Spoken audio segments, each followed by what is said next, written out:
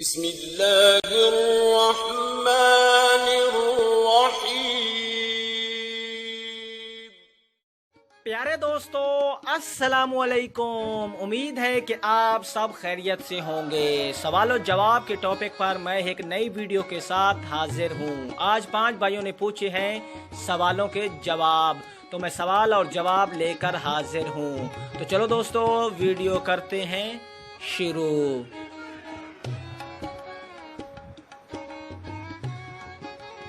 سوال نمبر 1، کس پارہ میں درود شریف پڑھنے کا حکم دیا گیا ہے؟ یہ سوال بھیجا ہے اصغر علی لاہور سے۔ جی اصغر بھائی، آپ کے سوال کا جواب یہ رہا۔ پارہ نمبر 22 رکوع 4۔ سوال نمبر 2، کون سا بادشاہ ہر سال اپنے ہاتھ سے قرآن مجید لکھتا تھا؟ یہ سوال بھیجا ہے سفتین شاہ چنیور سے۔ جی سفتین بھائی، آپ کے سوال کا جواب یہ رہا،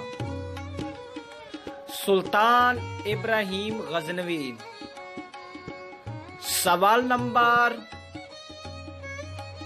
3، آخری وحی کے کاتب کون ہیں؟ یہ سوال بھیجا ہے عدیل گجر فیصل آباد سے۔ جی عدیل بھائی، آپ کے سوال کا جواب یہ رہا، حضرت ابی بن کعب رضی اللہ تعالی عنہ۔ سوال نمبر